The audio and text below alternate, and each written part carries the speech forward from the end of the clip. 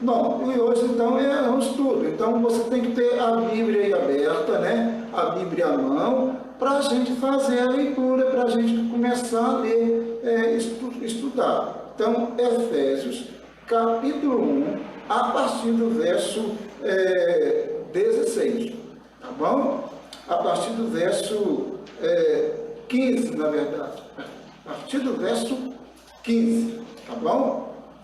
Vamos lá, todo mundo está com a Bíblia aí, está com a Bíblia aberta. Vamos estudar a Bíblia. Melhor coisa que tem é estudar a Bíblia, né? Então nós vamos estudar a Bíblia neste momento. Como eu disse, quem está chegando aí, Efésios, capítulo 1, do 15 em diante.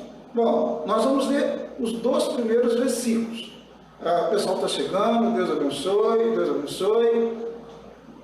Bom, diz assim: por isso também eu tenho ouvido a respeito da fé que vocês têm no Senhor Jesus e do amor para com todos os santos. Não cesso de dar graças por vocês, mencionando-os nas minhas orações. Bom, esses são os 2 primeiros versículos que nós estamos fazendo a leitura, que é o 15 e o 16. O apóstolo, aqui é uma oração, tá? É uma oração que o apóstolo Paulo faz. Nós já explicamos aqui a importância dessa carta, a importância da igreja de Éfeso, explicamos também a importância da cidade de Éfeso como uma grande cidade e como Paulo, através dela, podia abençoar muitas pessoas da região ali, da antiga, da chamada Ásia Menor, e agora aí, basicamente ali a atual Turquia, tá bom? Então, vamos fazendo então a leitura com calma, novamente aqui. Ele diz: por isso eu tenho ouvido a respeito da fé. E outra palavrinha também que ele coloca aqui, que vocês têm no Senhor Jesus, e do amor para com todos os santos. Olha bem, tá? Bom, ele diz sobre a fé e o amor que a igreja de Éfeso tinha. A fé, ele diz, que vocês têm no Senhor Jesus. É a fé que a igreja lá em Éfeso tinha do Senhor Jesus, no Senhor Jesus. E Paulo ouviu falar dessa fé que a igreja lá de Éfeso tinha, tá? Ele ouviu falar, ele recebeu notícias.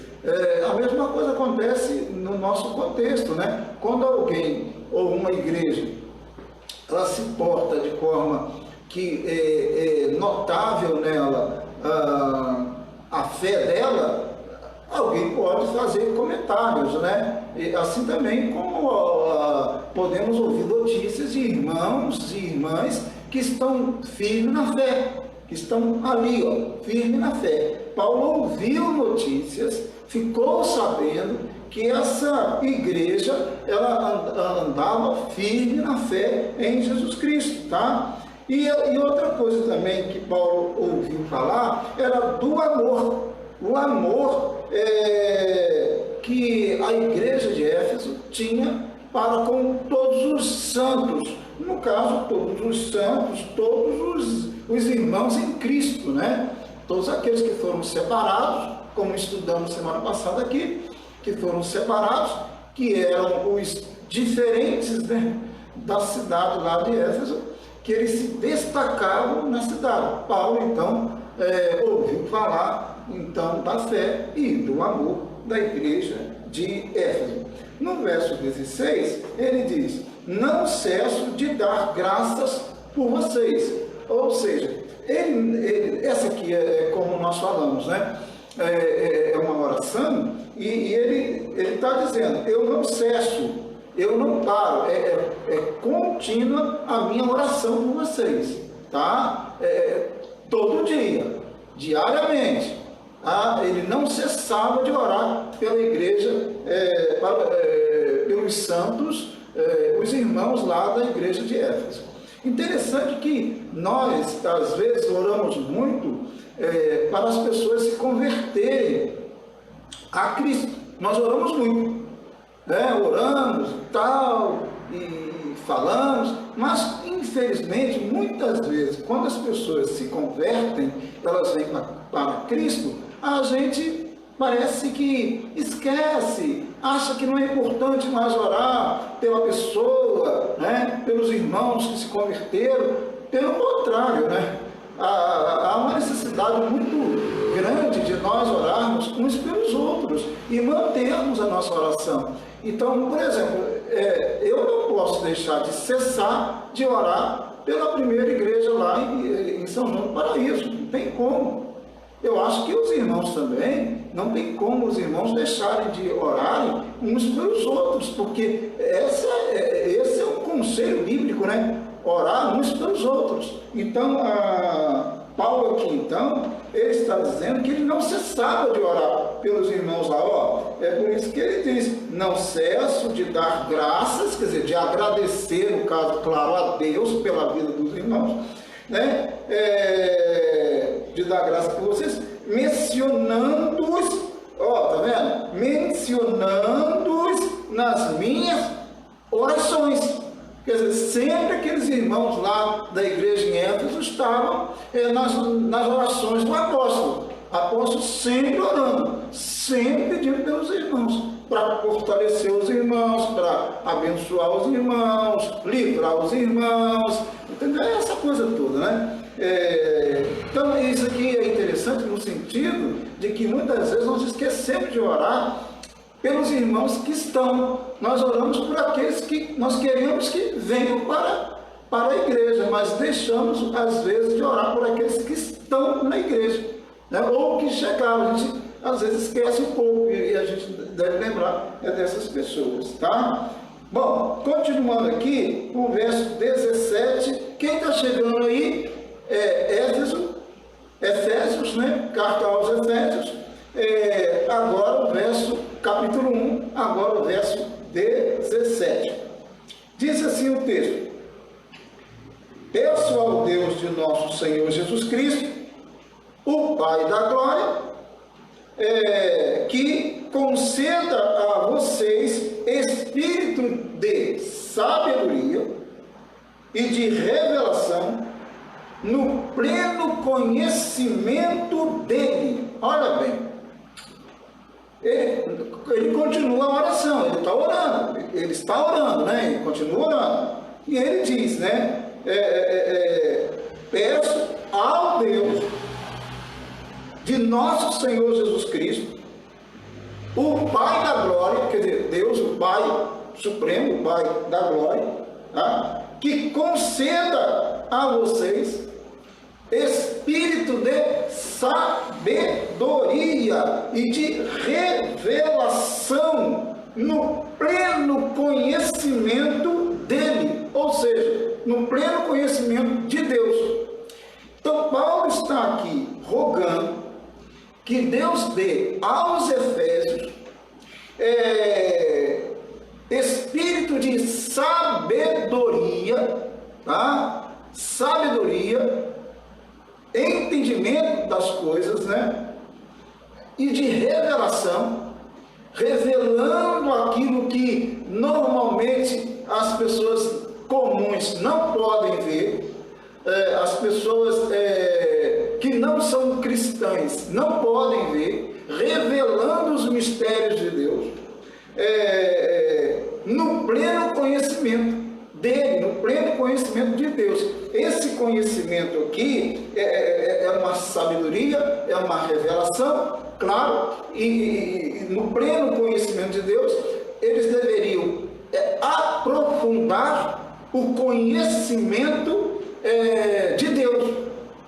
É isso aí, o conhecimento. E esse conhecimento que Paulo está falando aqui, não é o conhecimento do intelecto, não, tá? Não é o conhecimento do intelecto, não, da letra, não. Esse conhecimento aqui, pelo que dá a entender, lá no original, é um conhecimento experimental, entendeu? Um conhecimento experimental, ou seja, Paulo está pedindo que os efésios tivessem, e estava rogando, orando, que os efésios tivessem, né, esse espírito de sabedoria, de revelação, no pleno conhecimento de Deus, porque Paulo está dizendo que quer que a igreja em Éfeso tenha um conhecimento experimental, ou seja, de experiência com Deus. Não é um conhecimento de falar sobre Deus, é um conhecimento de experimentar Deus, de conhecê-lo pessoalmente, de relacionar-se com Ele. Esse é o sentido aqui do termo aqui, tá? Não é aquele conhecimentozinho religioso, né? Tipo assim, eu vou lá no templo, né? Quando nós estamos com saudade do templo, né? Mas quando íamos ao templo, não é aquele conhecimento de você ir lá, fazer uma oraçãozinha, ter a sua religiosidade lá, né? Aquela formalidade, não. Esse conhecimento, esse pleno conhecimento ou completo conhecimento de Deus envolve a experiência que eu tenho com Ele, que você tem com Ele, tá? Isso é necessário relacionamento pessoal com Deus. Não é com a religião, não é com a denominação A, B, C, D, é com Deus. Entendeu? É conhecer Deus, é relacionar-se com Ele, tá? Intimamente. É esse tipo de conhecimento aqui que parece que Paulo está pedindo, está rogando a Deus para que os efésios tenham, tá? Esse pleno conhecimento, esse conhecimento experimental, tá? De ter experiências pessoais com Deus. Tá bom? Essa é a ideia aí do verso 17. Agora o verso 18. O verso 18 diz assim: peço que ele, ou seja, Deus, né? Ele caminha nessa oração dele, né? Peço que ele ilumine os olhos do coração de vocês. Olha bem, para que saibam qual é a esperança da vocação de vocês, qual é a riqueza da glória da sua herança nos santos. Vamos então por parte aqui, vamos devagar e por parte, tá? É um versículo pequeno que tem bastante coisa que estou vendo aí, pessoal, aí, ó, Felipe, Viviane ali, da Viviane, Fernandinha, Deus abençoe todo mundo aí, tá? Deus abençoe. Bíblia aberta e lendo a Bíblia, tá, queridos? Bom, vamos voltar ao 18 aqui, para a gente poder ler um pouquinho com calma aqui e tentar entender um pouquinho mais. Bom, na oração dele, ele diz, depois ele falar que está pedindo conhecimento, né, sabedoria, né, o conhecimento pleno de Deus, então ele fala no verso 18. E qual é a suprema grandeza? Espera aí, deixa eu voltar aqui.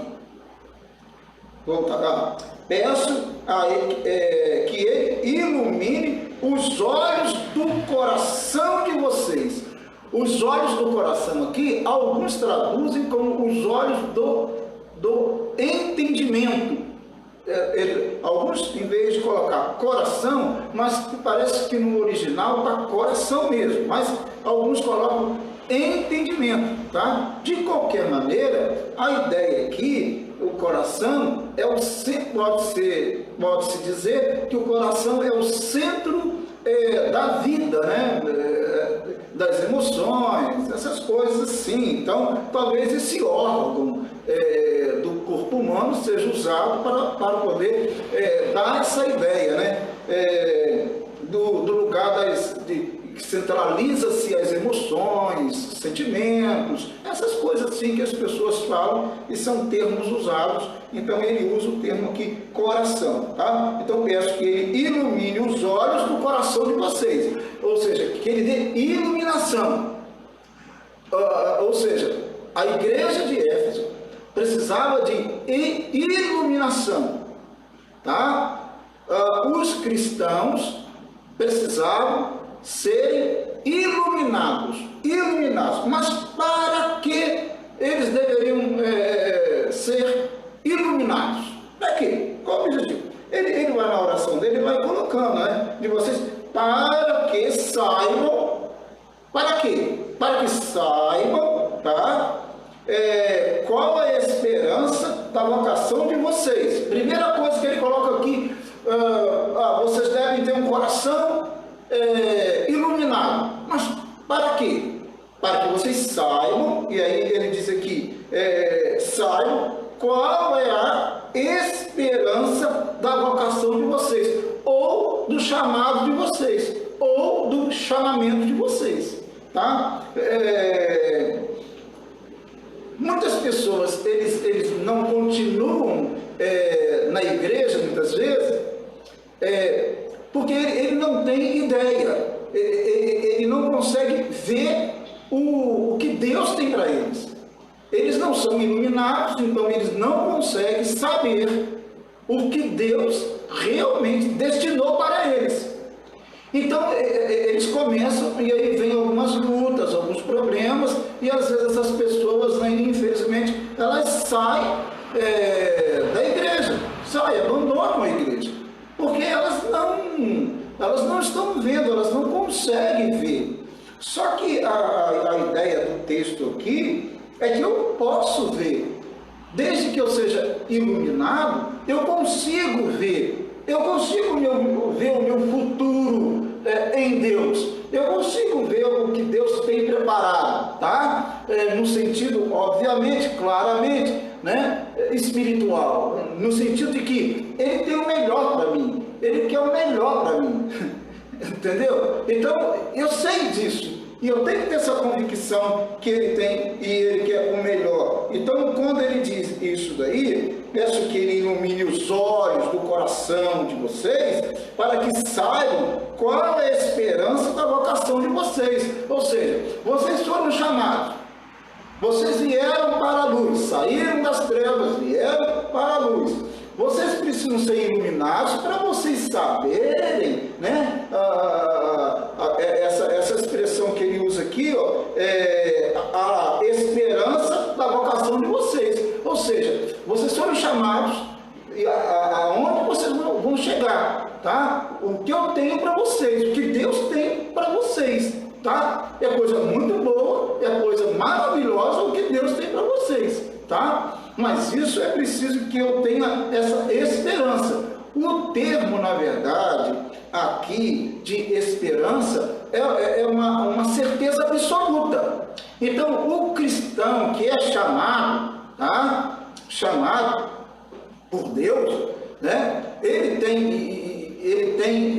precisa ser iluminado para que ele veja, para que ele olhe e ele saiba a esperança que ele tem, ou seja, a certeza que ele tem de um futuro, de algo glorioso preparado por Deus, tá? Esse é o primeiro ponto que ele coloca aqui nesse verso 18, tá? Então, para que saibais a esperança da vocação de vocês. Agora, outro ponto aqui nesse verso 18 para saber mais o quê? Para saber qual é a riqueza da glória da sua herança nos santos. Olha bem, para saber a riqueza da glória da sua herança nos santos. Da herança de Deus nos santos. A herança de Deus, tá? Então, herança dele nos santos. Pode ser também assim, a herança que ele tem em seus santos, tá? Nós somos herança de Deus. Deuteronômio 32, verso 9, tem uma expressão assim. A expressão é: porque a porção do Senhor é o seu povo. Vou repetir. Deuteronômio 32, 9. Porque a porção do Senhor é o seu povo, ou seja, a herança do Senhor é o seu povo. Então nós somos, Paulo está dizendo que a igreja de Éfeso, tá, era a herança de Deus, tá? A herança do Senhor. Nós somos o tesouro de Deus. Então, voltando aqui para que nós leamos mais uma vez essa parte, o qual, para que vocês saibam, sejam iluminados, para que vocês saibam o que? Qual é a riqueza da glória de quê? Da glória da sua herança nos santos.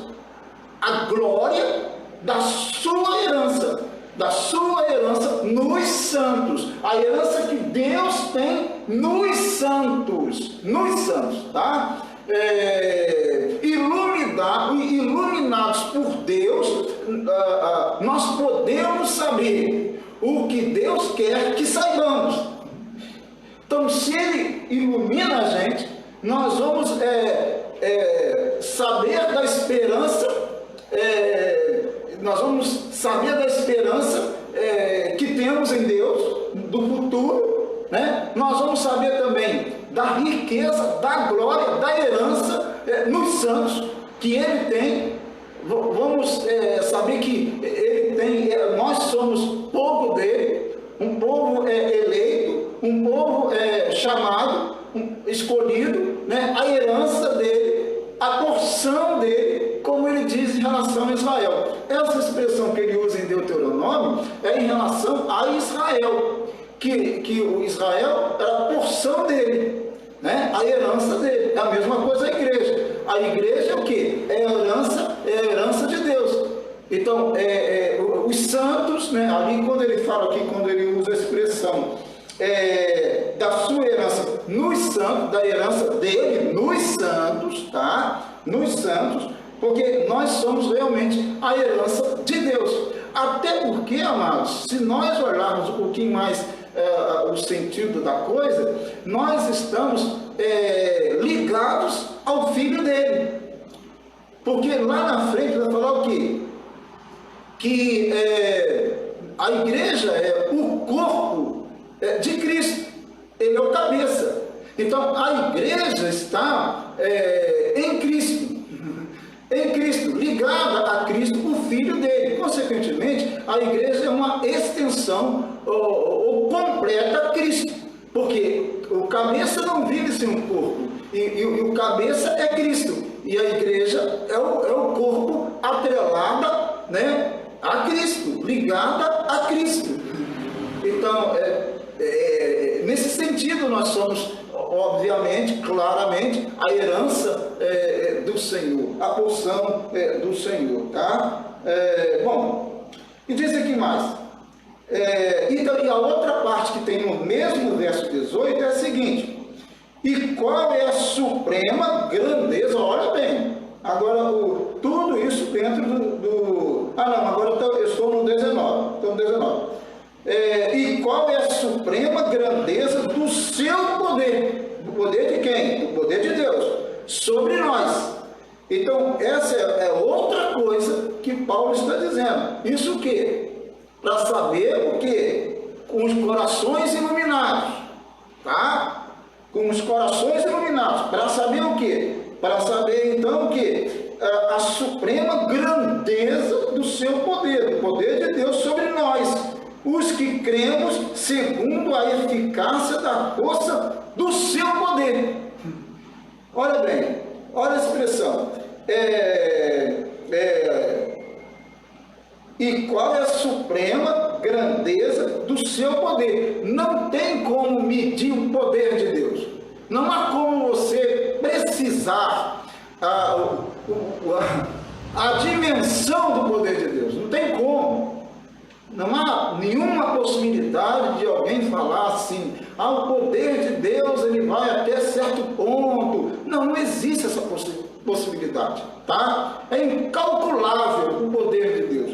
Por isso que a expressão que ele usa aqui, o qual é a suprema grandeza do seu poder sobre nós, O poder de Deus está sobre nós, sobre a igreja dele, tá? Sobre a igreja dele. Esse poder extraordinário de Deus, tá? Está sobre a igreja dele. Por isso ele diz, sobre nós, os que cremos, os que creem, claro. O poder de Deus não está sobre o mundo, no sentido de ele está no mundo, em todo lugar, claro, lógico, mas ele não está sobre as pessoas ímpias que não creem nele. O poder dele está sobre e atua, né, eficazmente na igreja dele. Na igreja dele. Então, por isso que diz, supremo grandeza do seu poder sobre nós, os que cremos, segundo a eficácia da força do seu poder. O poder de Deus é eficaz. Aqui não é um poder qualquer. Não é um poder qualquer. Deus mostrou o seu poder ao longo da história. Deus mostrou o seu poder, por exemplo, quando ele abriu o mar vermelho, ele mostrou o seu poder. Quando Deus entrou lá no Egito e com mão forte tirou o povo de lá, ele mostrou o seu poder. Mas esse poder aqui, ele é muito, mas muito superior, tá? É um poder que está na igreja. É um poder que leva as pessoas, que leva a sua igreja, né, os santos, a orar pelas pessoas. É um poder que leva a igreja cheia de sabedoria, cheia do conhecimento de Deus, que leva a igreja a pregar o Evangelho, a viver o Evangelho. Pelo menos é isso que deveria acontecer, se a igreja entender esse supremo poder de Deus, tá? Então é um poder. E para ilustrar o tamanho desse poder, olha o verso 20 aí, para mostrar o tamanho do poder de Deus. O tamanho.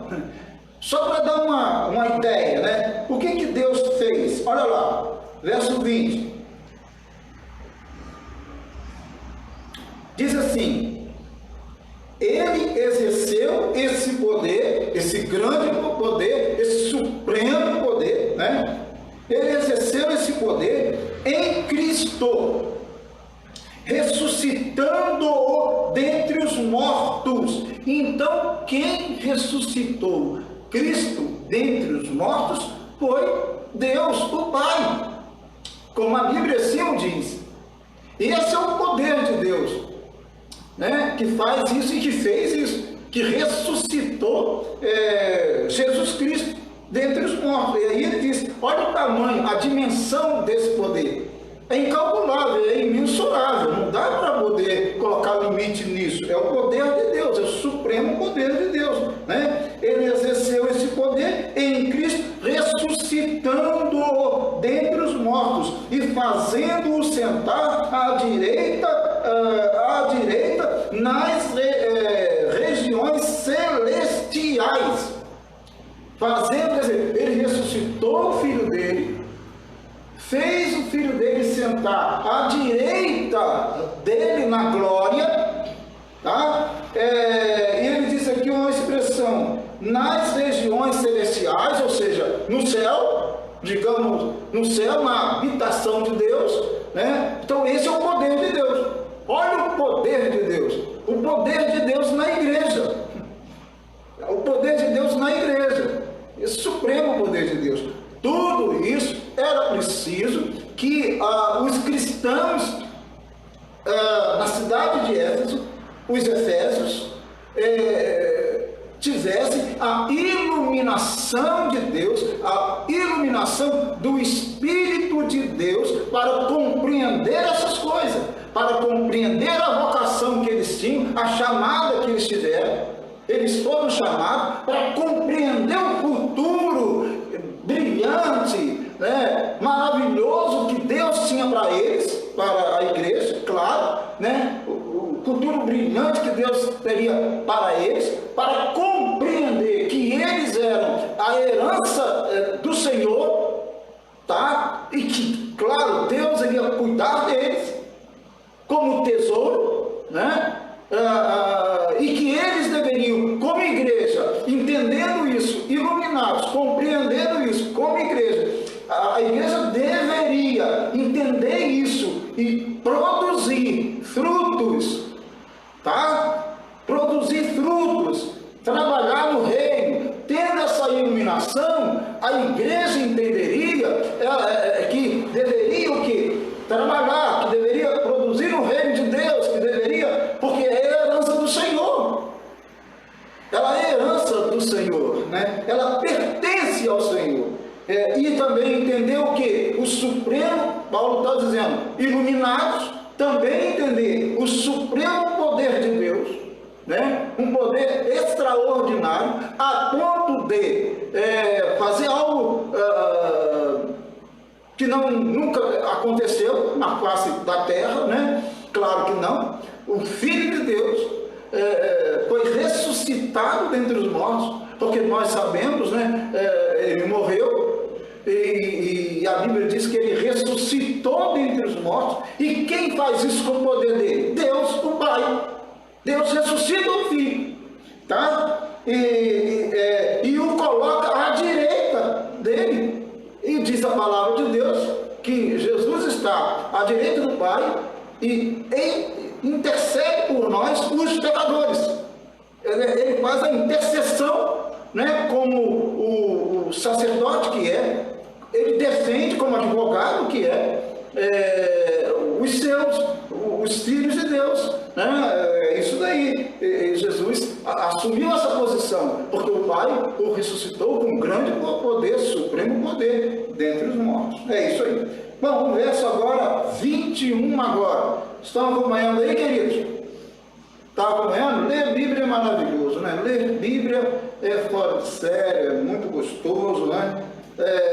Tem gente que gosta de culto na hora que está cantando, mas na hora que está lendo Bíblia, misericórdia. Não quer nem saber. Na hora que estão que vai estudar a Bíblia, ler a Bíblia, não está nem aí, não quer nem saber, não presta atenção. São os analfabetos bíblicos, né? Ou analfabetos de Bíblia, né? Infelizmente.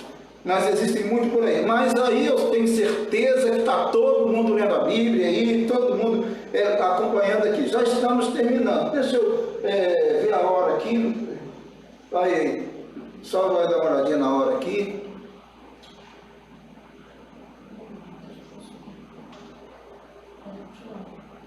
Falta mais o 21, 22, 23 e termina. Bom, enquanto isso eu vou lendo aqui. O 21 agora. Acima, aí ele continua nessa ideia de poder e vai ligar isso a Cristo, claro, lógico. Como diz aqui, tá? Ele sentou Cristo, então, à sua direita, nas regiões celestiais, acima, o verso 21, acima de todo principado, potestade, poder, domínio e de todo nome que se possa mencionar, não só no presente século, mas também no vindouro. Meu Deus! Olha bem. Então ele ressuscita Cristo. Ele ressuscita Cristo. Ele coloca Cristo à sua direita. Ele coloca Cristo numa posição acima de todos os poderes, de todas as potestades, todos os poderes que você imaginar, anjos caídos, acima de todos os poderes, tá? De todos os poderes.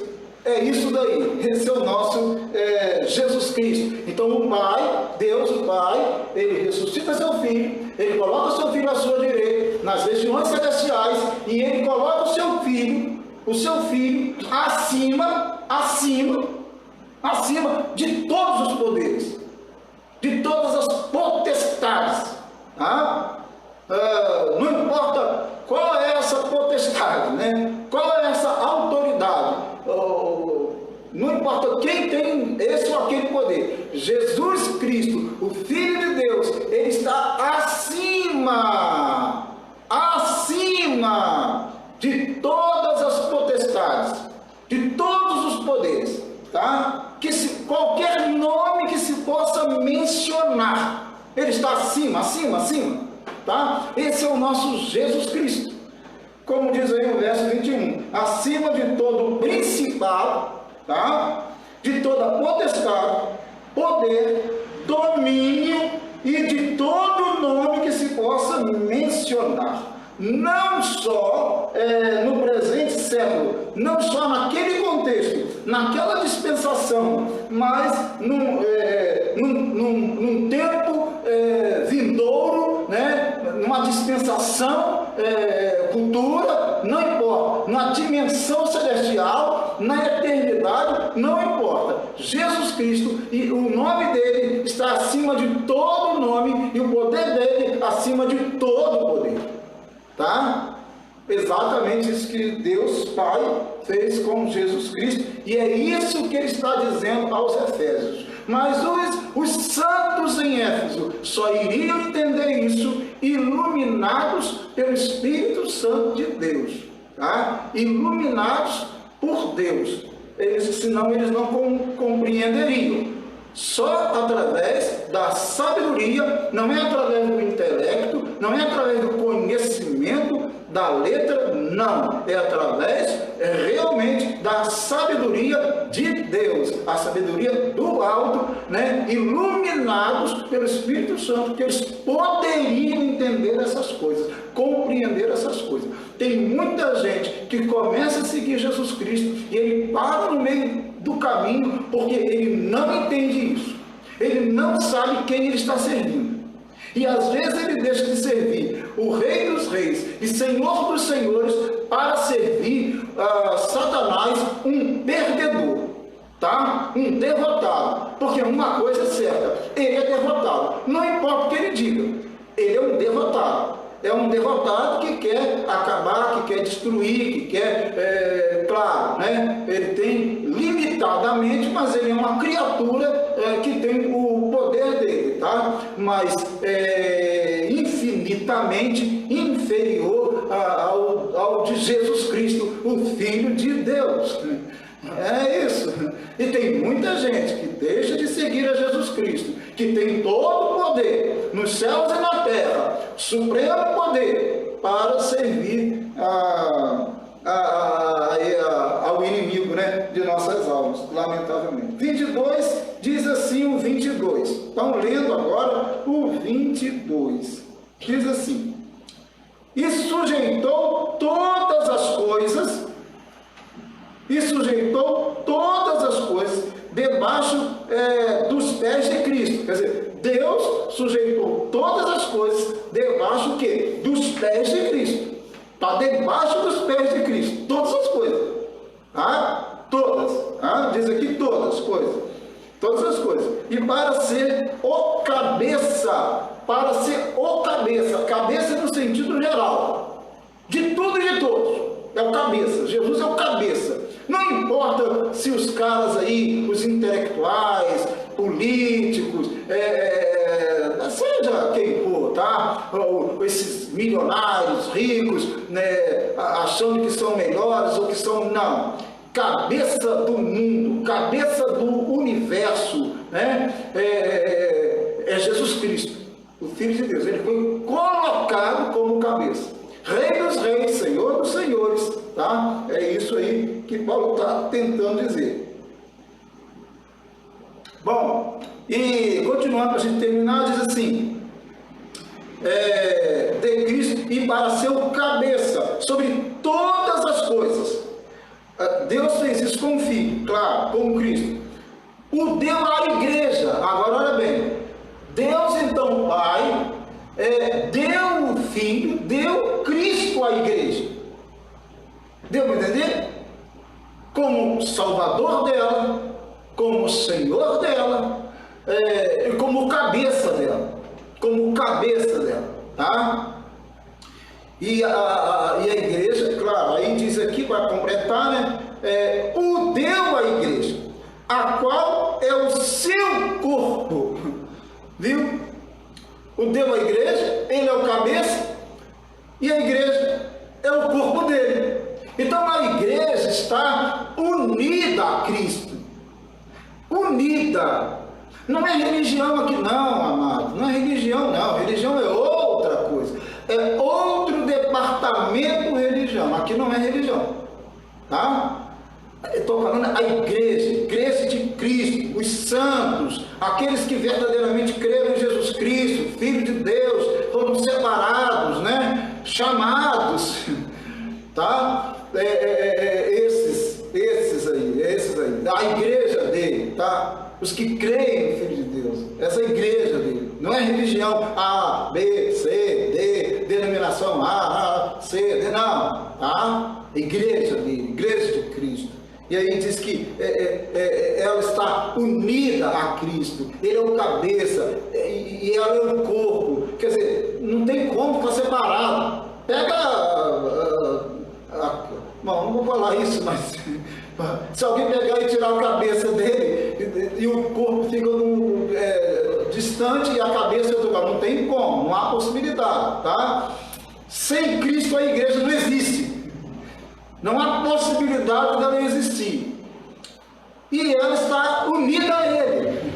E Ele existe a partir da redenção, a partir da morte dele, ressurreição, da obra salvífica que Ele fez. A igreja está unida a Cristo. Ele também não vive sem a igreja.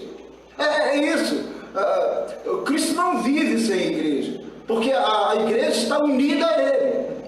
Tá? Os eleitos de Deus, os santos de Deus, né, estão unidos a Cristo. Ele é o cabeça, ela é o corpo. E o corpo e o cabeça têm que estar conectados, têm que estar unidos, senão, né, não existe. Tá? Igreja não tem como existir sem Cristo. Tá? Está ligada, unida a Cristo.